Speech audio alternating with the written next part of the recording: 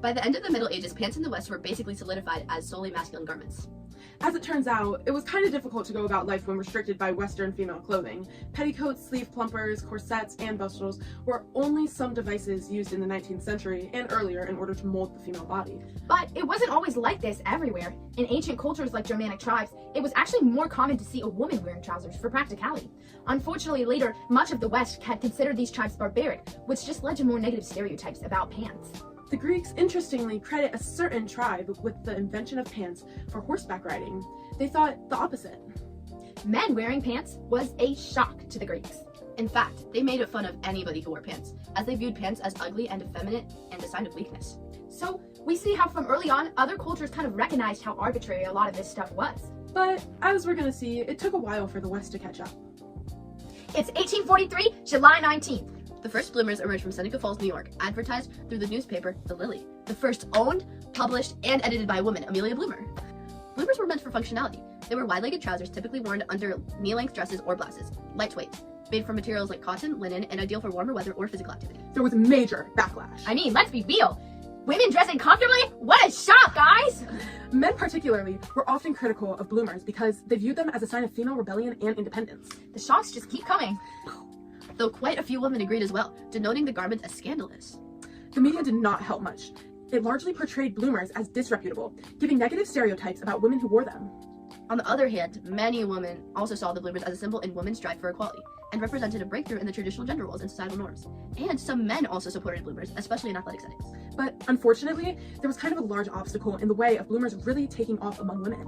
What? They were like hideous? Yeah. I guess there's only so far a fashion trend can get when it looks like this. And eventually, even our brave suffragettes gave up bloomers, because they were a distraction from more serious suffragette goals. As Amelia Bloomer puts it, in the minds of some people, the short dress and women's rights were inseparably connected. With us, the dress was not an incident, and we were not willing to sacrifice the greater question to it. Love your accent, Mia. Thank you. However, as the bloomer era bled into the bicycle craze, bloomers remained popular as cycling outfits, often worn under split skirts. Even though there was still lots of ridicule towards women who wore them for even biking. I mean, I guess they were thinking women should just bike in long skirts? Yeah, that's...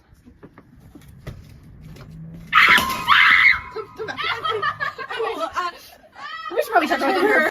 The bloomers also were an inspiration for the National Dress Reform Association. That's right. It was an American association that advocated for practical clothing, prompting bloomers as an alternative from the restrictive Victorian era, established in 1856 by James Caleb Jackson, a health reformer and abolitionist. He worked alongside Amelia Bloomer, Elizabeth Smith Miller, and Dr. Mary Edwards Walker. Their goal was to promote garments that allowed for better comfort, usefulness, and got rid of restrictive styles. We've talked about the social stigma and ridicule towards women wearing pants, but there weren't any actual laws against pants, right? Yes? No! In November of 1857, a young woman named Sophia Sherwood was arrested in San Francisco for wearing men's clothing. Some city officials claimed it was a misdemeanor offense under the common law. Sophia Sherwood ended up going to court. Okay, it wasn't that big of a deal. She challenged her arrest, and the charges were dropped for cross-dressing. Though, I guess this event did mark a new approach to managing cross-dressing as a social issue. Yeah, and this caused the emergence of the 1863 San Francisco Law. The Board of Supervisors passed a law against appearing in public in a dress not belonging to his or her sex. But laws were passed in favor of women's pants too. Remember her? Oh! I do. She's the kindergarten teacher. Wow, great job, Bea. She came to court to testify in opposition to two men who burglarized her abode, and the honored judge Arthur S. Guerin instructed her on multiple times to return in more appropriate attire. Miss Hewlett refused to don anything other than her beloved slacks for court. A direct quote, "I'll come back in slacks, and if he puts me in jail, I hope it will help to free women forever of anti-slackism." Yeah, very impressive, Bea. Guerin gave her a 5-day sentence, and she was stripped of her pants and put into a denim prison dress. Hundreds of letters were written to the courthouse protesting the ruling and defending slackism. She was only actually held for a few hours, though. Her lawyer, William Schulitz, took the case to the appellate court, and she was released on writ of habeas corpus. Which is Latin for "you have the body." It's used by prisoners of law who are claiming that the government isn't actually holding them for any real transgression of law. So, what happened next for pants after bloomers? In 1898, a teenager, Paul Poiret, having grown up the son of a clothing merchant in Paris, began working for Jacques Doucet. He soon opened up a fashion house of his own in 1903. In 1911, he introduced the harem pants, otherwise known as jupe culotte, Made of fine wool and silk, they embraced the flow of fabrics and allowed freedom of movement. The fashion press dubbed his style Persian silhouette because it drew on Orientalist themes, which is when Western artists portray elements of Eastern society in their work. Hoyret helped normalize the idea of women wearing trousers. Shifting fashion through statement pieces helped people slowly but surely accept the fact of women wearing pants. Another designer who you might know of with a really major contribution to women's pants was Gabrielle Coco Chanel.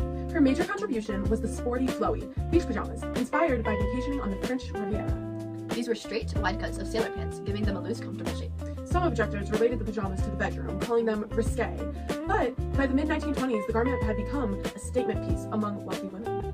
Because of her celebrity status, she kind of just made pants cool by wearing them. Chanel believed nothing is more beautiful than freedom of the body, breaking down sartorial codes by borrowing elements from men's clothing, bringing in pockets and erasing busts and waistlines. Her clothing was beautiful while not becoming impractical or uncomfortable, the definition of empowering. Most people credit her with really transforming women's pants from practical garments to stylish fashion statements. Like any good trailblazer, Chanel's defiance of societal and gender norms early in her career befuddled some and inspired others. Then, one of the best things ever for women's pants happened. Yesterday, December 7th, 1941, a date which will live in infamy. The United States of America was suddenly and deliberately attacked by naval and air forces of the Empire of Japan. Seriously? World War II? Okay, so great things for trousers came at a cost. A pretty big cost. But still, women's pants saw a huge surge in the 1940s for a practical reason. With 10 million men drafted into the war, the representation of women in the workforce grew from 14 million to 19 million. So women had to wear pants. Exactly right. Skirts in factories were impractical and dangerous around moving equipment. The reality is that for as long as people were wearing clothes, when women really needed to wear pants for work, they would simply just wear them. In World War II, that just happened on a larger scale. But then came 1945. While Alfred Jodl and Yoshijiro Omezu were surrendering to the Allies, Woo! women were once again surrendering their factory jobs to men. Oh, man. Women were returning back to households, and Christian Dior's new look began to push fashion back towards traditional femininity and away from wartime practicality that had sprung up. Because interestingly enough, throughout history, women's fashion has largely imitated militaristic styles of its time. I don't believe that. Aviator glasses, Cargo boots, leather jackets. camouflage cargo pants. You're literally wearing them right now. We can compare Regency dresses to the Napoleonic War military outfits of the time. And popular sailor suits to the Navy uniforms. In Christian Dior's first exhibition, the lines were called Parole and Wit, but it was famously dubbed as the New Look by Harper's Bazaar editor Carmel Snow. His clothing indeed featured full skirts, cinched waists, rounded shoulders, basically a lot of extreme hourglass shape. Along with Coco Chanel, he caused a rebirth of French haute couture, which had lost popularity during the world and re-established Paris as the fashion capital of the world.